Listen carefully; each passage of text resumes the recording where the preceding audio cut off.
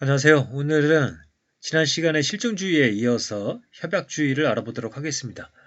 이 협약주의는 사람에 따라서 사회 구성주의라고 부르기도 합니다. 그래서 계속해서 이 이기용 교수님의 사회과학의 철학적 기초라는 책을 토대로 해서 내용을 살펴보고 있습니다. 굉장히 좋은 책이라서 한번 사보셔도 좋을 거라고 생각을 합니다. 먼저 실증주의 과학관에 대한 비판은 과학의 경험적 기초의 문제, 그다음에 과학의 논리적 구조의 문제 두 측면에서 진행이 되었습니다. 해석되지 않은 경험이란 있을 수 없기 때문에 경험은 이론 중립적인 것이 아니라 이론 의존적 또는 이론 부가적이며 즉 어떤 이론을 택하는가에 따라 경험도 달라지므로 경험적 진술의 의미가 고정적일 수 없다는 주장이 제기되었습니다.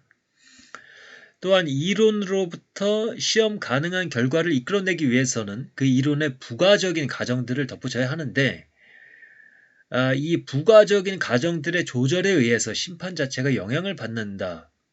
따라서 경험이 이론의 진위를 결정하지 않는다는 주장도 제기가 되었습니다.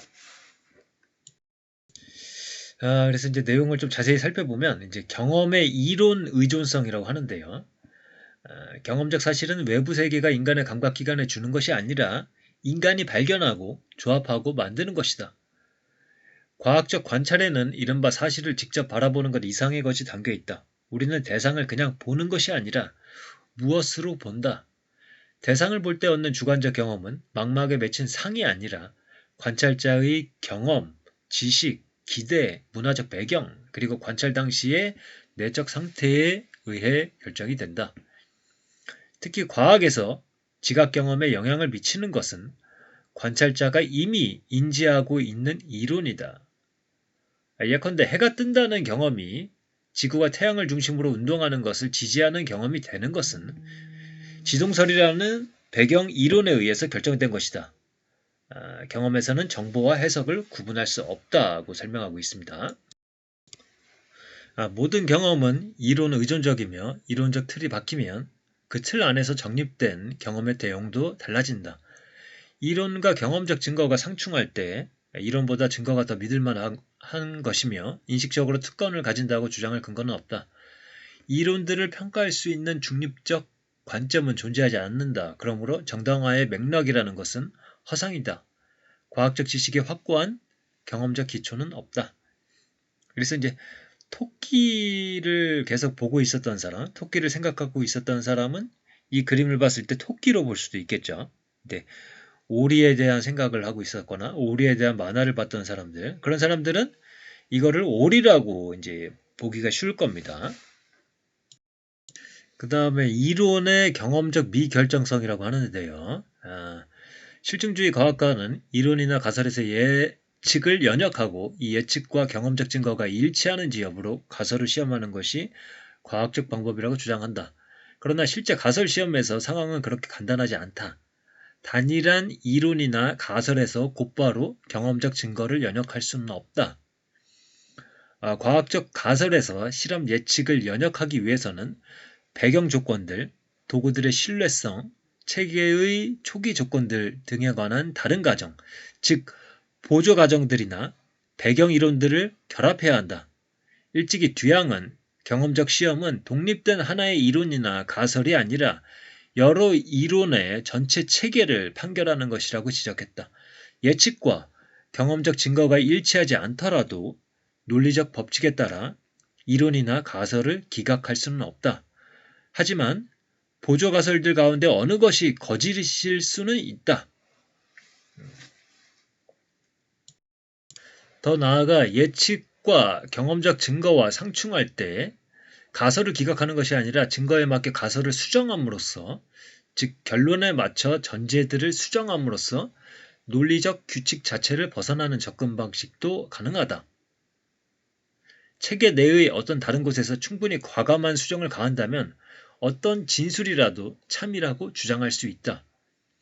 가장자리에 아주 가까운 진술조차도 반대되는 경험에 부딪혔을 때 착각이라고 핑계를 대거나 논리적 법칙이라고 부르는 종류의 일부 진술을 수정함으로써 참이라고 주장할 수 있다. 과학자는 이론의 전체적인 체계에서 어떤 부분을 수정할 것인가를 선택할 수 있다. 심지어 서로 경쟁하는 이론들을 동일한 경험적 증거로 시험해서 정당화할 수도 있는 것이다. 그러므로 상충하는 이론들이 동일한 경험적 증거와 양립할 수 있다.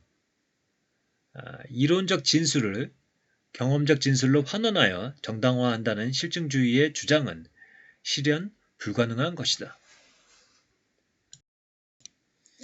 그래서 이러한 경험의 이론 의존성과 이론의 경험적 미결정성의 발견 이후 쿤, 파이어아벤트, 임레 라카토스 등의 과학 철학자들은 과학에서 지식 주장을 경험적 증거에 기초해 생산하는 것이 아니라 협약에 따라 형성한다고 주장했다. 그래서 이게 이제 말이 좀 어려울 수가 있는데 이제 협약주의 과학관이다 그러면 이제 상대주의적인 과학관이라고 이렇게 일단 이해를 하셔도 좋을 것 같습니다.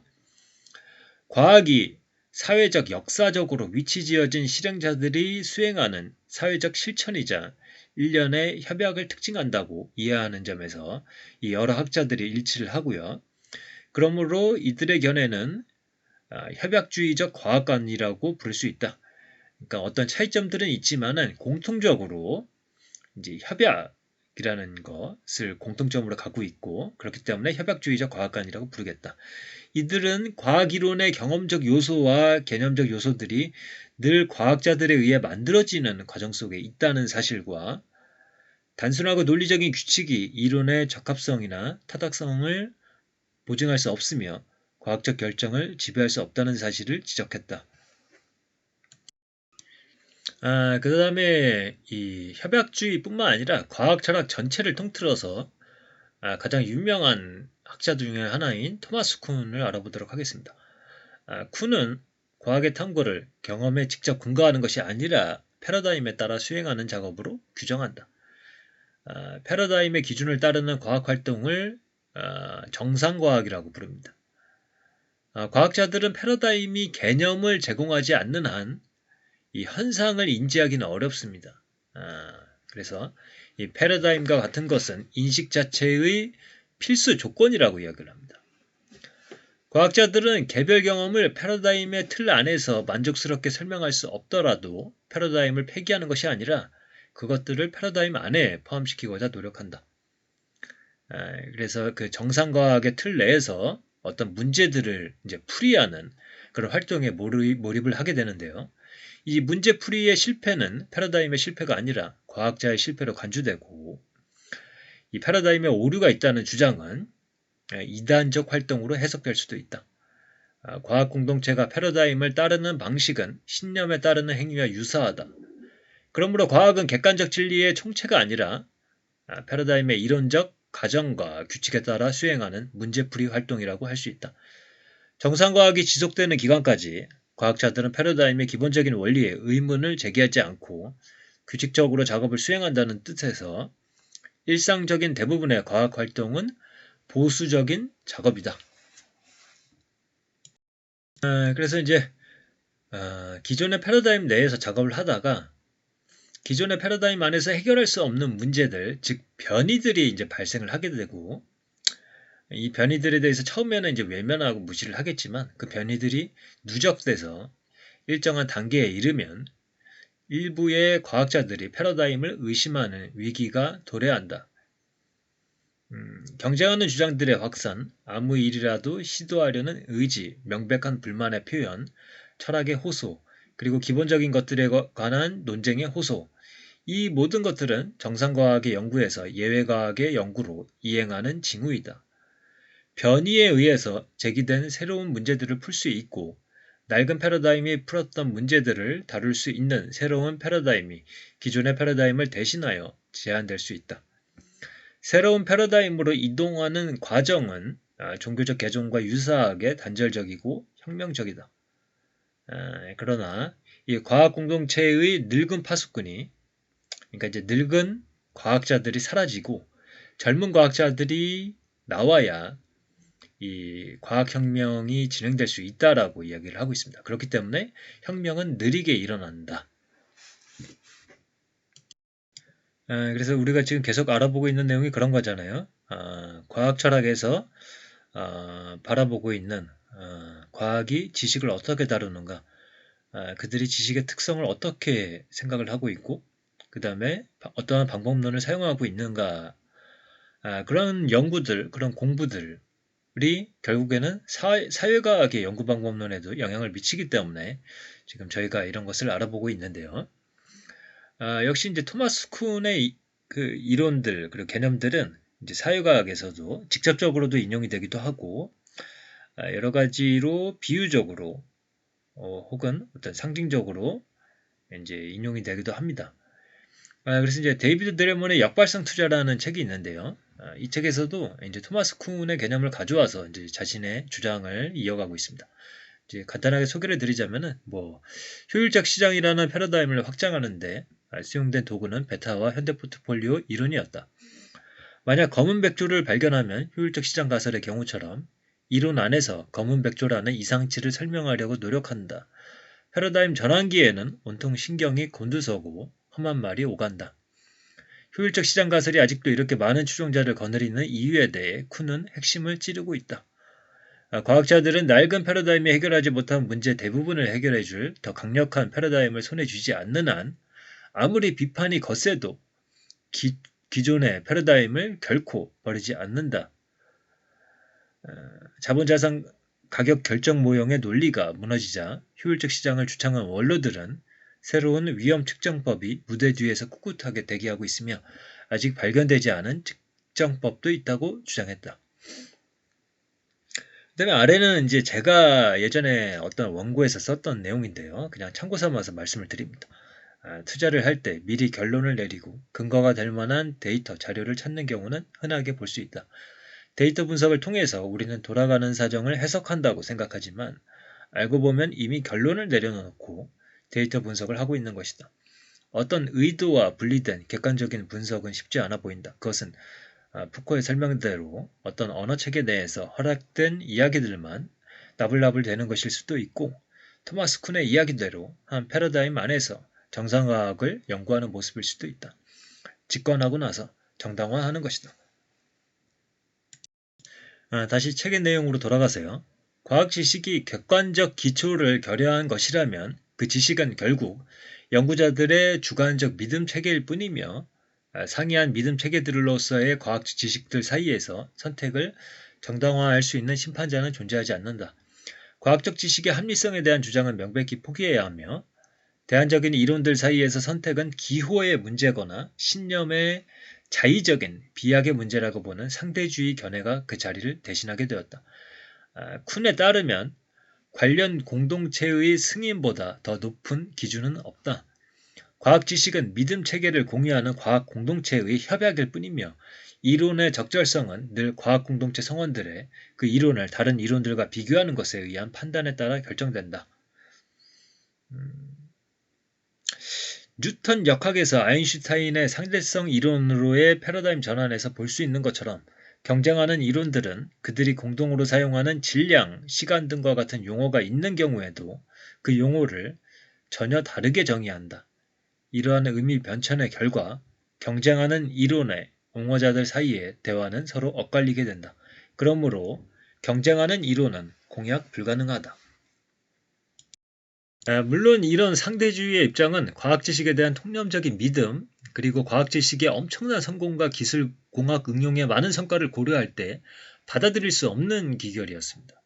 그러므로 대부분의 논자들은 논리적 일관성을 포기하며 상대주의에서 벗어나고자 모색했다.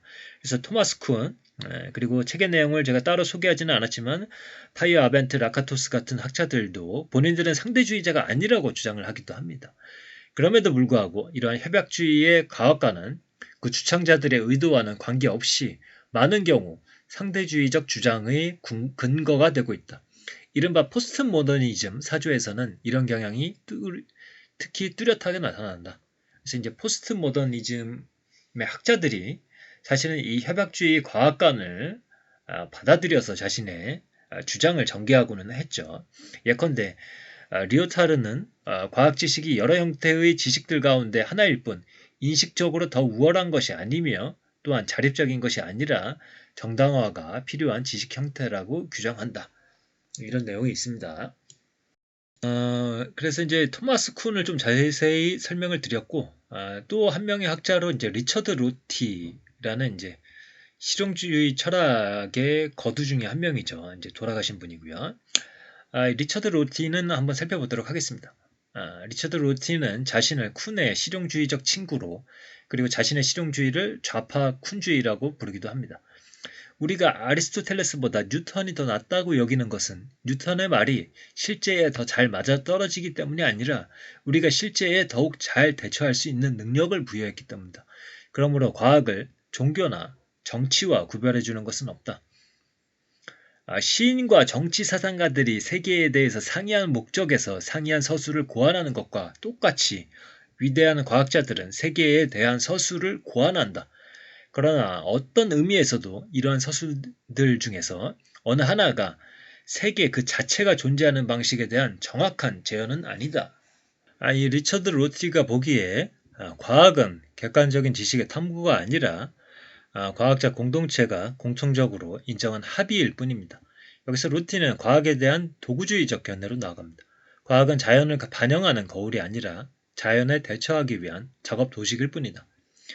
과학의 탐구는 실제를 재현하는 수단이 아니라 실제를 사용하는 수단이며 실제에 대한 가장 정확한 재현을, 즉 사물들 그 자체가 어떠한가를 정확하게 해명하는 것을 목표로 삼을 것이 아니라 유용성을 목표로 삼아야 한다. 로티는 실제를 실제에 대한 합의로, 진리를 진리에 대한 합의로 대체한다. 사람들이 합의하기만 하면 무엇이나 실제일 수 있고 무엇이나 진리일 수 있다. 협약주의에 대한 비판입니다. 협약주의는 경험의 이론 의존성을 지나치게 확대하고 있다. 패러다임에 따라 과학자들이 근본적으로 상이한 관점과 개념들을 가지고 작업을 한다고 하더라도, 그리고 그들이 지각하는 그것이 곧 경험이나 관찰의 내용 전체가 과학자가 가진 개념과 믿음에 의해 결정되는 걸 뜻한다고 단언할 수는 없다. 경험이 이론에 의존한다는 이야기가 경험이 이론에 의해 결정된다는 이야기는 아니다. 과학에서 실험이 이론에 근거하고 이론에 의해 안내되지만 실험의 결과는 이론이 아니라 실험에서 다루는 객체에 의해서 결정된다. 과학자의 가치나 관심 같은 요인이 과학활동에 영향을 미치는 것이 사실이지만, 그리고 사회적 요인이 과학의 내용을 왜곡하는 외부적인 것이 아니라 과학 지식을 구성하는 요소의 하나이지만, 그것에서 사회적 요인이 과학 지식의 내용을 결정한다는 결론을 이끌어내야 하는 것은 아니다. 다시 말해, 사회적 요인이 과학 지식의 내용 모두를 구성할 수는 없다. 마찬가지로 과학자들이 사회적인 이유에서 어떤 믿음을 갖는다고 하더라도 그 믿음에는 훌륭한 증거가 있을 수 있다. 그리고 어떤 과학적 믿음이 증거를 가지고 있다면 그 믿음의 사회적인 인과관계와 합리성은 양립 가능한 것이다.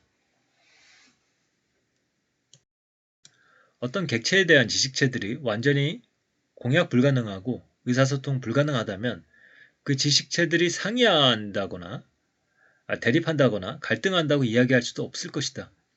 두 지식체가 갈등하는 상황은 그 지식체들이 동일한 객체에 대한 대안적 해명들이라는 것을 전제한다.